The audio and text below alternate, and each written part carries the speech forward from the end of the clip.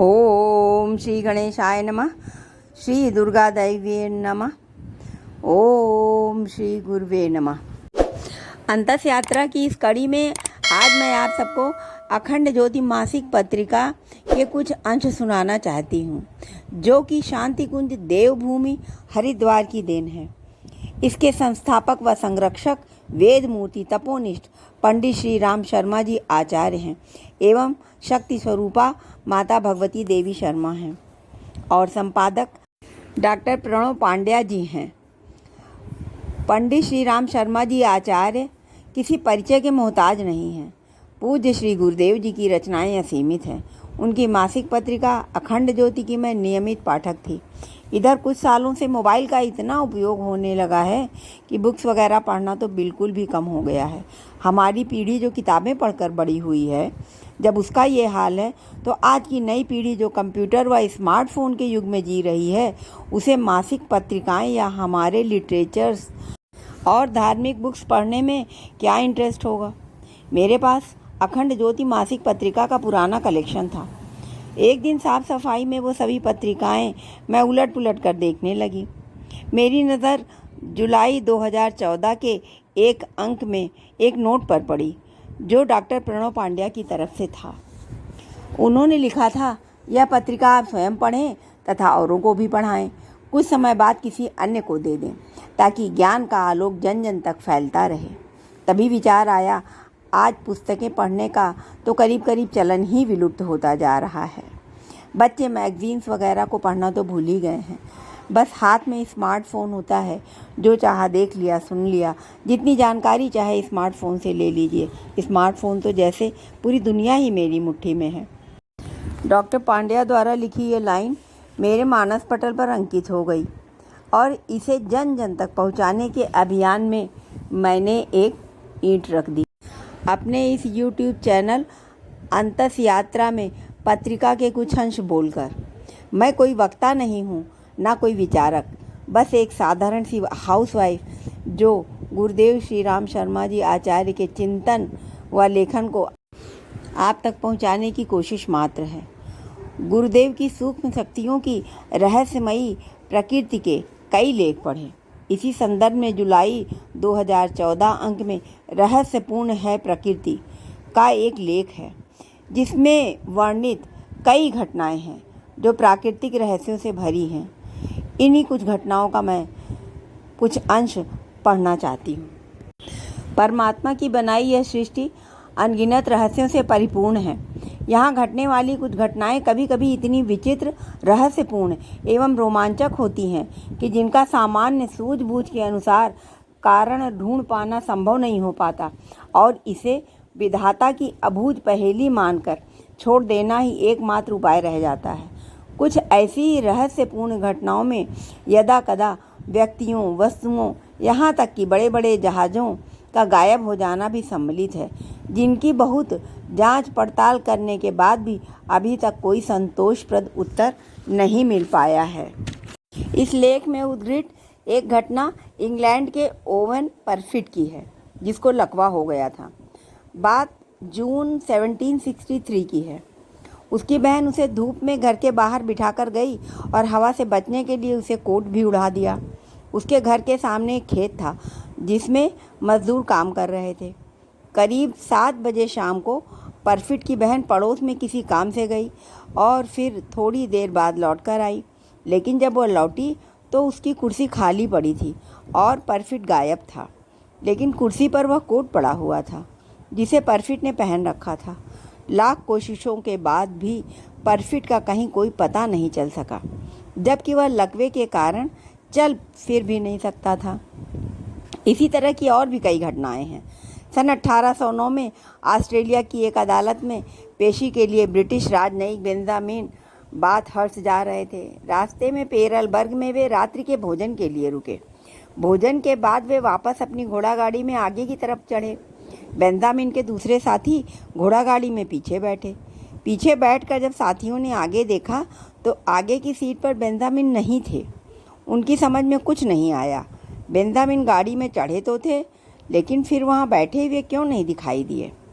Benjamin इसके बाद इस दुनिया में कभी किसी को नहीं मिले और उनका गायब होना हमेशा के लिए एक पहेली बन गए। 1 दिसंबर 1946 को पॉल वेल्डन नाम की एक 18 वर्षीय लड़की लोगों के देखते देखते गायब हो गई। वह ग्लेस्टनबरी की पहाड़ियों में घूमने गई थी।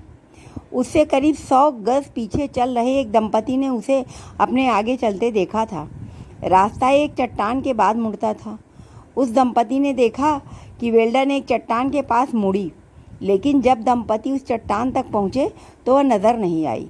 उसके बाद उस लड़की का कहीं भी पता नहीं लगा कि आखिर वह कहाँ गई। इसी तरह की कई घटनाएं इस लेख में हैं। ये घटनाएं तो 1-2 लोगों के गायब होने की थीं, लेकिन 1915 में सेना की एक पूरी बटालियन ही गायब हो गई। इस घटना के गवाह 3 सैनिकों ने अपनी कंपनी में बताया कि उसने न्यूजीलैंड की रॉयल नॉरफोक रेजिमेंट को तुर्की के सुवला बे में पहाड़ियों की तरफ मार्च करते हुए देखा था। इस बटालियन में अंग्रेज़ सैनिक थे। पहाड़ी पर बादल घिरे हुए थे, लेकिन वे अंग्रेज़ सैनिक बिना किसी हिचकिचाहट के उन बादलों में प्रवेश कर गए और फिर दिखाई नहीं दिए। जब बटालियन का आखिरी सैनिक बादलों में प्रवेश कर गया तो बादल धीरे धीरे पहाड़ियों से ऊपर उठकर आसमान में चले गए। युद्ध के दौरान जो सैनिक जिसके कब्जे में थे बंदी बना लिए गए थे। जब युद्ध खत्म हुआ तो ब्रिटेन की सरकार ने तुर्की की सरकार को अपने बंदियों की जो सूची दी थी उसमें उस बटालियन के भी सभी सैनिकों के नाम थे, लेकिन तुर्की सरकार बार बार यही कहती रही कि ना तो उन्होंने बटालियन को कब्जे में किया है, ना ही उनके पास उस बटालियन का कोई सैनिक है। इसी तरह एक अन्य घटना में कनाडा का एक पूरा गांव ही गायब हो गया, जहां करीब 2000 लोग रहते थे।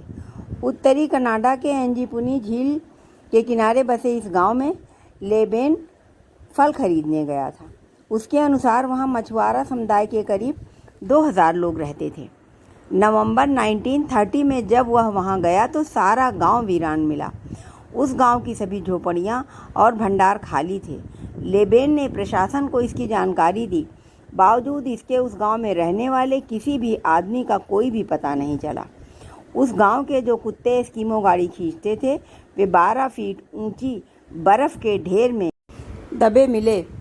इस गांव के लोगों के गायब होने के पीछे की कहानी कुछ इस तरह है। साल 1930 में जो लाबेल नाम का एक व्यक्ति भटकते हुए इस गांव में पहुंचा। क्योंकि उस समय ठंड का मौसम था, इसलिए वह गर्म जगह की तलाश में यहाँ तक पहुंच गया।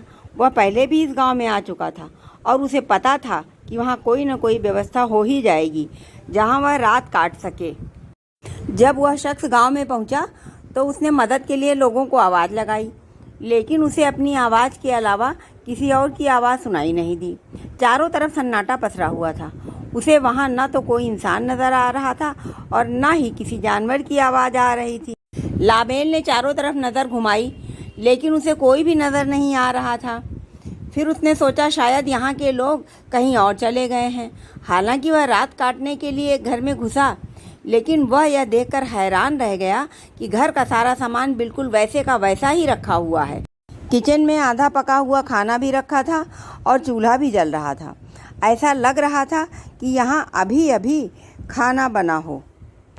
फिर वह उस गांव के दूसरे घर में गया, फिर तीसरे। इस तरह वह एक एक करके सभी घर में गया, लेकिन उसे किसी भी घर में कोई इंसान या जानवर नहीं मिला। कुछ घरों में सब्जियां कटी हुई थी तो कई घरों में खाना बना हुआ था। कहने का मतलब यह कि लगभग सभी घरों में यही स्थिति थी, लेकिन किसी भी घर में कोई भी इंसान नहीं था। इस प्रकार एक घर से दूसरे घर में भटकते हुए गांव के सारे घरों का हाल एक जैसा ही था। ऐसा लग रहा था कि लोग आधा अधूरा काम छोड़कर कहीं गायब हो गए हैं। लाबेल ने गांव से बाहर आकर इस रहस्यमयी घटना की सूचना पुलिस को दी, जिसके बाद छानबीन शुरू हुई, लेकिन पुलिस यह बताने में नाकाम रही कि आखिर गांव के सारे लोग एक साथ कहां और कैसे गायब हो गए। पुलिस ने आसपास के गांवों में जाकर लोगों से पूछताछ की तो पता चला कि कुछ दिन पहले वहां एक अजीब सी चमकती हुई रोशनी दिखाई पड़ी थी, जो बार बार अपना आकार बदल रही थी और वह लगातार अंजीकुनी गांव की तरफ ही बढ़ रही थी। हालांकि इसका कोई पुख्ता प्रमाण नहीं पाया गया, लेकिन यह आज भी एक रहस्य बना हुआ है कि आखिर सारे लोग कहां गायब हो गए। इस पर कुछ लोगों का कहना है कि एलियंस ने ही इस गांव के सभी लोगों और जानवरों का अपहरण कर लिया है, क्योंकि जो लाबेल के मुताबिक ये मामला सिर्फ 1-2 घंटे के बीच का ही था, क्योंकि जब वो वहां पहुंचा था तो कई घरों में चूल्हे जल रहे थे और सभी घरों में सारा सामान बिल्कुल वैसे के वैसा ही रखा हुआ था। कई जानकारों के मुताबिक इतने लोगों और जानवरों का रातों रात अचानक गायब हो जाना या रातों रात इतने सारे लोगों का अपहरण कर लेना किसी व्यक्ति या समूह द्वारा संभव ही नहीं है। यह केवल परलौकिक शक्ति या राक्षसी शक्तियों में से एक है। यह रहस्य आज भी विज्ञान और वैज्ञानिकों के लिए एक रहस्य बना हुआ है। कोई नहीं जानता कि इस गांव के सभी लोग और सभी जानवर एक साथ कहां और कैसे गायब हो गए। यह दुनिया की सबसे रहस्यमयी घटनाओं में से एक है। लेख में पढ़ने के बाद इस घटना की वास्तविकता मैंने गूगल में सर्च की।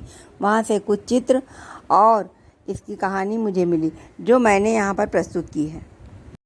गायब होने की एक आधुनिक घटना 8 मार्च 2014 के दिन की है।